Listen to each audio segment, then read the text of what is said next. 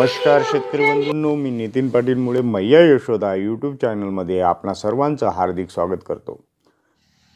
राष्ट्रीय बीज निगम लिमिटेड भारत सरकारतर्फे हरभरा उत्पादक शेतकरी प्रशिक्षण व शेत शिवार पाहणी कार्यक्रमाचे आयोजन माननीय प्रकाश भाऊ साबळे जिल्हा परिषद अमरावती यांनी नया अकोला येथे केले होते।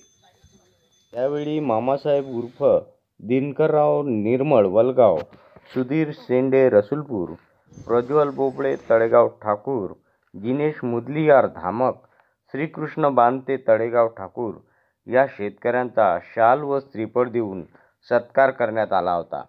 आमचे प्रतिनिधी नितीन पाटील मुळे यांनी बळीराजासाठी घेतलेला खास रिपोर्ट। चला तर शेतकरी बंधूंनो, बघूया बळीराजा या कार्यक्रमात।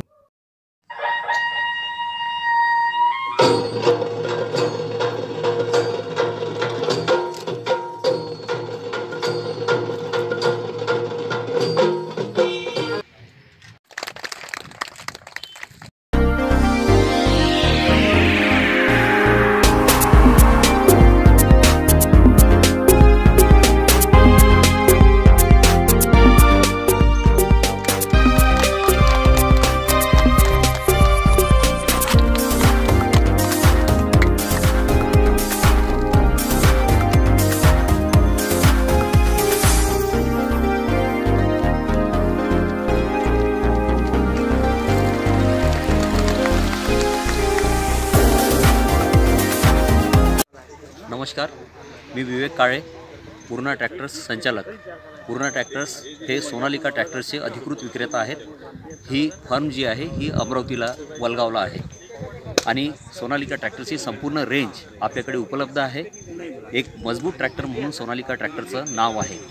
आता हा जो विषय आहे, आपल्या महाराष्ट्रामध्ये किंवा आपल्या एरियामध्ये जेव्हा केव्हा शेतकरी फवारणी करतात, त्यावेळी फवारणी करताना त्या पद्धतीने त्यांनी काळजी न घेतल्यामुळं फार मोठ्या प्रमाणात नुकसान झालेले आहेत। कारण फवारणी करताना जे औषध वगैरे अंगावर उडतं किंवा त्याचे बारीक तुषार अंगावर उडतात, यामुळं बऱ्याचदा शेतकऱ्यांना इजा झालेली आहे। काही ठिकाणी त्याचे मृत्यूसुद्धा झालेले आहेत। खास करून वर्धा आणि यवतमाळ जिल्ह्यामध्ये ह्याच्यामुळं फवारणीच्या वेळी पॉयझनिंगमुळं भरपूर शेतकरीचा मृत्यू झालेला आहे।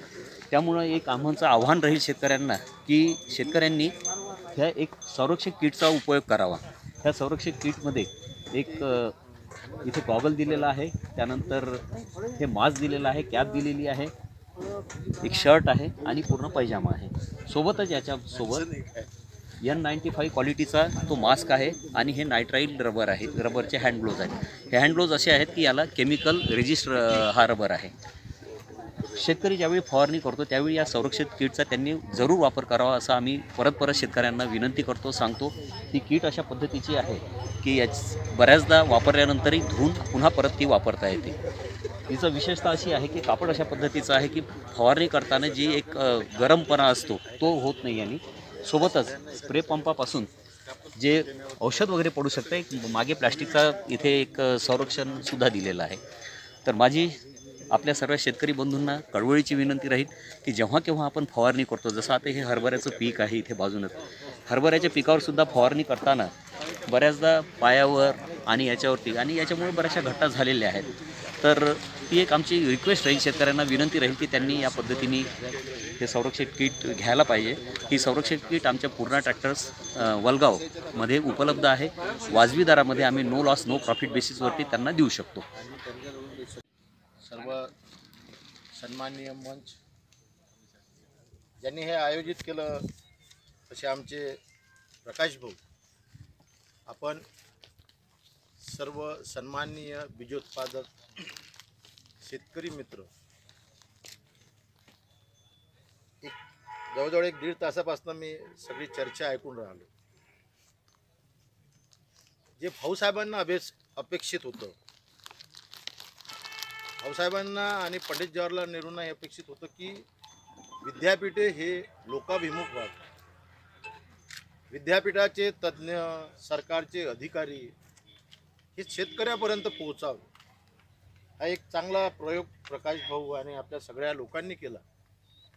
किती आज मी ज्या वेळेला वैधानिक विकास मंडळावर काम करत असताना सदस्य म्हणून राज्यपाला, त्यानंतर महाराष्ट्राचा अनुशेष असताना त्याही वेळेला केळकर समितीमध्ये काम करत असताना मला विशेषतः विदर्भामधल्या काही बाबी एक 2-3 बाबी दिसल्या मला. फार 1-2 मिनिटातच ते टिपिकल तुमच्याबरोबर बोलतो. एक political will power, administrative will power आणि सोशल विल पॉवर, सोसायटीची विल पॉवर, जे आता आपण सगळे शेतकरी मंडळी ही जिथे एका बरोबर चालायला लागते तिथे विकास दिसतो. मग ते उदाहरण पश्चिम महाराष्ट्राचं आपण देतो वारंवार. आपल्या इथे सुद्धा अशा पद्धतीची अनेक लोक आहेत, त्यांना जमा करणं फार गरजेचं आहे. आणि आज तेच काम आपल्याला इथे प्रकाश भाऊंनी केलेलं दिसून येते की अधिकारी मंडळी आहे, त्याचबरोबर पॉलिटिकल लोक हे सगळे ग्राउंड रूटवर काम करणार आहे. कृषी उत्पन्न बाजार समितीमध्ये सगळी त्यांना माहिती आहे काय आहे काय. माझी एक विनंती राहील, पुढच्या वेळेला जे डेमो दाखवलं आपण अशा प्रकारचंच आपल्याला डेमो, म्हणजे भाऊनी जे सांगितलं का बा फक्त ऑफिसमध्ये AC मध्ये निर्णय घेऊन होत नसते, किंवा ऑफिसमध्ये निर्णय घेतो आम्ही, तिथे नसते. वास्तविक जे आहे आज इथली आहे, उद्या आमच्या तिथे जोशी भाऊने मोठा 18-20 एकराचा हरभरा लावला, तिथे जाऊन त्यांनी आपल्याला दाखवलं की 3 प्रकारचे हरभरे कसे आहेत. तर ही प्रशिक्षण सर, माझी विनंती राहील सगळ्या विभागाला, काय सुरुवातीच्या याच्यामध्ये जो शेतकरी पिकवायला म्हणजे त्याच्या इथे तो जो उत्पादन करतो त्याच्या अगोदर जर अशा प्रकारची जर आपण शिबिरं जर घेतली तर त्याचा अधिक चांगला फायदा होईल. दुसरी गोष्ट अशी की आपण काही औषध घ्यायला गेलो का पहिले पेरतो आपण, कसतो आपण, खर्च आपण करतो, पण कृषी केंद्राला विचारतो माझ्या वावरात काय मारू, त्याची लिस्ट तयारच राहते मामा. तो म्हणते मायक्रोन्यूटन मारावंच लागते, त्याच्याशिवाय फरतड येत नाही. आता मायक्रोन्यूटनची त्याला गरज राहते का आपल्याला जास्त गरज राहते आजच्या अशा या निसर्गाच्या प्रकल्पाच्या याच्यात. म्हणून म्हणतो की साहेब आपण हा सगळ्यांना नंबर दिला पाहिजे तुम्ही, कारण यांचं राहते 1 ते 1.5 मिलीग्रॅमचं डोस, त्याचा राहते 3 मिलीग्रॅमचा, म्हणजे दोन फवारेची शक्ती एका याच्यातच चालली जाते. हे अनुभवाचे बोल सांगतो. बरोबर बरोबर. म्हणजे हे अतिशय काय, आणि साहेबांनी अतिशय चांगलं मार्गदर्शन केलं आपल्याला का काय याच्यात कसं बीजोत्पादनामध्ये काय फायदा आहे काय तोटे आहे. आणि भाऊंनी चांगले शब्द तुम्ही चांगलं विचारलं. ही काळाची गरज आहे आज प्रकाश भाऊ. तर या हरभरा जी पीक आहे तर एक 5-7 दिवसातच तुम्हाला बी पेरल्यानंतर बी उगवून झालं का त्यानंतर तुम्हाला रोपं कापल्यासारखे असे जनरल लक्षात येत नाही, कारण असे तोरेच दिसतात वरची अशी घातलेले, पण एवढ्या मोठ्या पॉप्युलेशनमध्ये एवढं लक्षात येत नाही. आणि दुसरं जे आहे त्यानंतर महत्त्वाचा भाग आहे त्याचा फुलं आणि याच्यावर, यामध्ये ही घाटेअळी आपल्या फुलात किंवा कळीमध्ये किंवा घाट्यामध्ये आपलं समोरचा जो 1/3 भाग त्यात राहतो आणि अर्ध्यापेक्षा जास्त भाग मागे राहतो आणि त्यातून तो भाग आतला भाग खाऊन नष्ट करते. कधी कधी तुमचा काबुलीच्या नजर पाहिला 2-4 का बाकीचा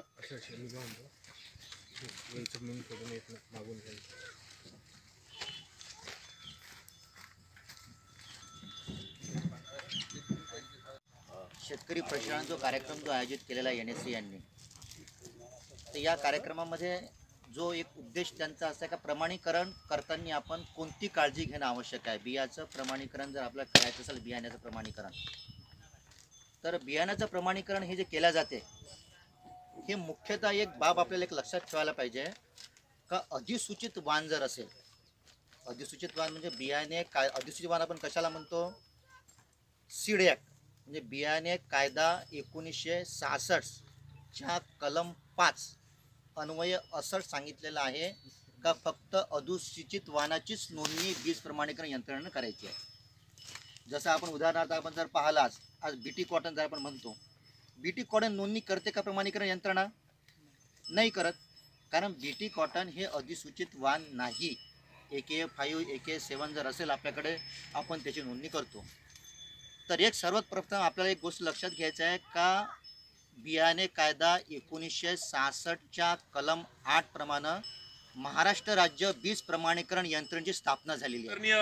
अशोकरावजी दहिकर साहेब, किशोरभाऊ चांगोले हे कृषी उत्पन्न बाजार समितीचे प्रतिनिधी म्हणून शेतकऱ्यांचे प्रतिनिधी आपल्या उपस्थित राहिले, त्यांचं मनापासून धन्यवाद व्यक्त करतो. त्याचप्रमाणे आजच्या कार्यक्रमाचे अध्यक्ष आमचे मार्गदर्शक आदरणीय प्राध्यापक दिलीप काळे सर यांचं मनापासून मी धन्यवाद व्यक्त करतो, कारण ते एका दिवशी वर्षाला शेतात जातात, परंतु ध्यान इतकं अवगत आहे की त्यांना शेतकऱ्याच्या प्रत्येक प्रश्नाविषयी, शेतकरी आत्महत्येवर फार मोठं त्यांनी काम केलेलं आहे. त्यामुळे त्यांचं मी मनापासून धन्यवाद व्यक्त करतो. आणि विशेष करून बीज प्रमाणीकरण अधिकारी आदरणीय टिकास साहेब यांनी जे तुम्हाला आम्हाला सांगितलं, कारण आपल्याला हे बीज प्रमाणीकरण तर कोणालाच माहीत नाही, कारण आपण हरभरा पेरतो, सोयाबीन पेरतो, आपल्या बाजूने दुसरं कोणी शेतकरी पेरते, आयसोलेशनचा विषय असतो. पण ह्या गोष्टी आपण पाळल्या पाहिजे. जर या बियामध्ये जर भेसळ झाली तर बियाणंच निकृष्ट होऊन जाते. तुमच्या त्या बियाणं उत्पादनाचा काही प्रोग्राम काही मी लागत नाही. अतिशय चांगलं जे आपल्याला आवश्यक आहे ते मार्गदर्शन त्यांनी केलं. त्याबद्दल त्याचं मी मनापासून व्यक्तिशः तुमचा एक शेतकरी म्हणून तुमचा धन्यवाद व्यक्त करतो.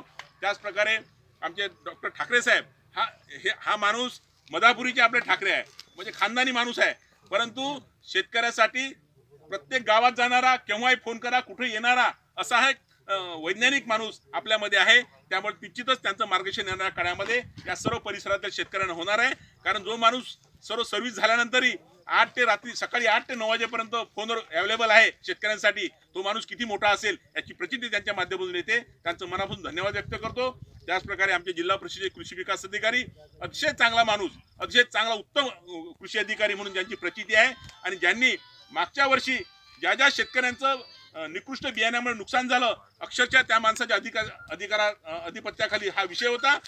वेगळ्या कंपन्यांना ठासून सर्व शेतकऱ्यांना पैसे प्राप्त करून देणारा एकमेव अधिकारी म्हणून आळे साहेब यांची प्रचिती आहे. त्यांचं मी मनापासून धन्यवाद व्यक्त करतो. त्याचप्रकारे आदरणीय संजीव भुयार, माजी सरपंच गणेशराव कुळू यांचं मनापासून धन्यवाद व्यक्त करतो.